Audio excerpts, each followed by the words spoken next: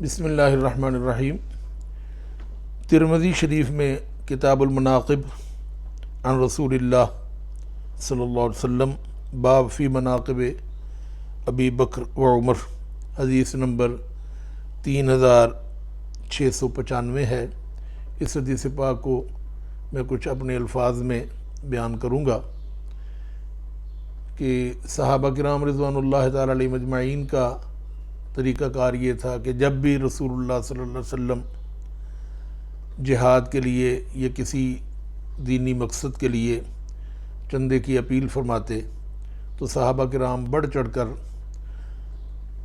اپنا حصہ اس میں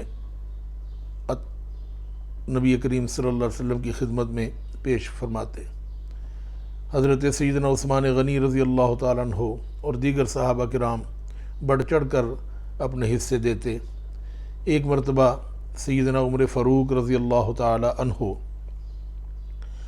نے دیکھا کہ میرے پاس مال کافی ہے، تو ادھر رسول اللہ صلی اللہ علیہ وسلم نے چندے کی اپیل فرمائی جہاد کے لیے، تو حضرت عمر فاروق نے سوچا کہ آج میں سیدنا ابو بکر صدیق رضی اللہ تعالیٰ عنہ سے زیادہ مالدار ہوں، زیادہ مال پیش کروں گا تو ان سے بڑھ جاؤں گا۔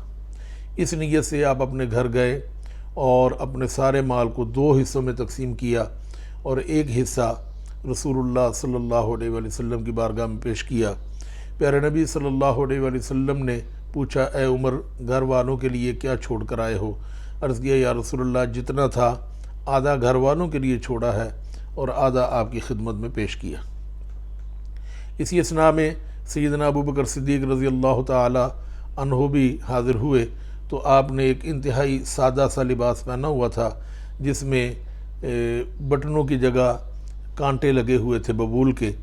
تو اس سادہ لباس میں کچھ سامان نبی کریم صلی اللہ علیہ وسلم کی بارگاہ میں پیش کیا، تو رسول اللہ صلی اللہ علیہ وسلم نے ان سے بھی پوچھا، اے ابو بکر، گھر والوں کے لیے کیا چھوڑا؟ تو سیدنا ابو بکر صدیق رضی اللہ تعالیٰ عنہ نے عرض کیا، یا رسول اللہ صلی اللہ علیہ وسلم، گھر والوں کے لیے اللہ اور اس کا رسول چھوڑ کر آیا ہوں۔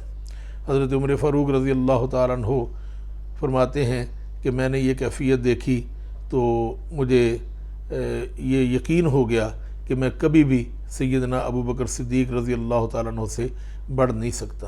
اسی اثناء میں حضرت سیدنا جبریل امین علی نبینا علیہ الصلوۃ والسلام حاضر ہوتے ہیں۔ انہوں نے بھی ایک لباس، وہی سادہ سا لباس پہنا ہوا تھا۔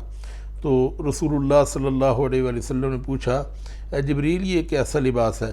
عرض کیا، یا رسول اللہ صلی اللہ علیہ وسلم، آج عرش کے تمام فرشتوں نے یہی لباس پہنا ہوا ہے، اور اللہ رب العزت نے جو لباس سیدنا صدیق اکبر رضی اللہ تعالیٰ عنہ نے پہنا ہے، تمام فرشتوں کو یہ حکم دیا ہے کہ تم بھی یہی لباس پہنو۔